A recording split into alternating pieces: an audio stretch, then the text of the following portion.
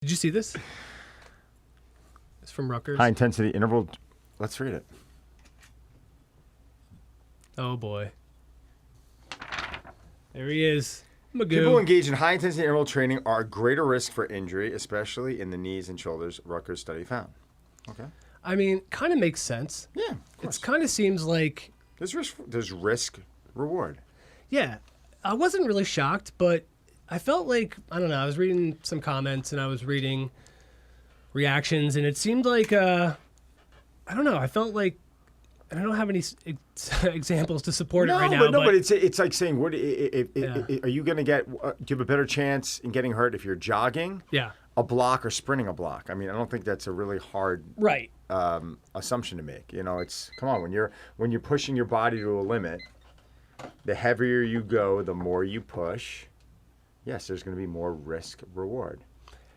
But do you think there's a lot of, I don't know, there's a lot of emphasis I feel like put on high intensity interval training, especially before, weight loss. So do you think that people just see that as some sort of buzzword, so they continuously do it, not really understanding the impact that's put on there? And I just won't even finish. No, I thought you were done. I thought you were done. No, please, here, done. No, go ahead with your crappy, here.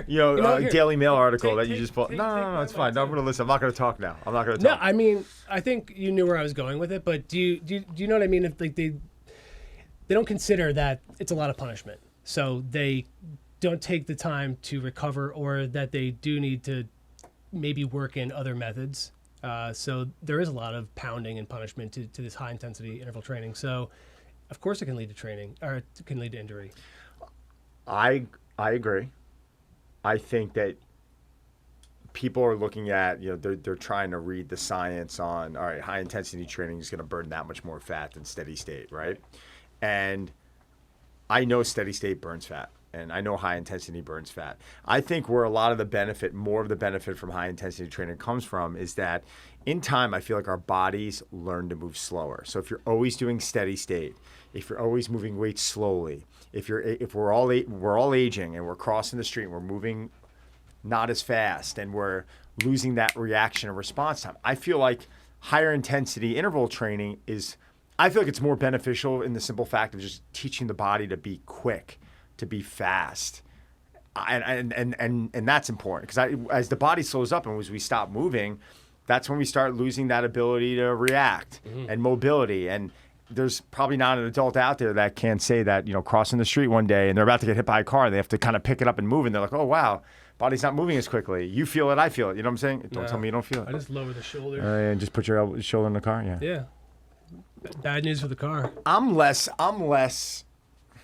worried about the fat burning effect of like, all right, what's better? Like, I'm a believer that you need to rotate them. I'm a believer that you have to look at the individual and what their body can handle. I'm a believer that high intensity interval training, there is a cost of doing business.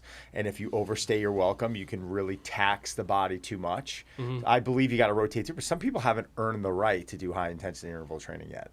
If you can't move well, or if you're a bodybuilder and you're used to moving slow and suddenly they're going to hop on a treadmill and do 5 to 10 second sprints all out, the chance of them getting hurt is probably really good. So their best selection, their best choice is probably steady state. That's what they have to go to. Right, but you're also going to emphasize diet being the more important piece of that puzzle. Like if somebody's looking for that quick fix of using high intensity interval training to get lean fast, it's not really... it's not the best method. Your best method is going to be, as we've said numerous times, probably ad nauseum, to all 3 people who have watched all 14 of these. You got to look at what you're eating. I agree. I know. I hate hearing that thing beep. God. Blame Daniel.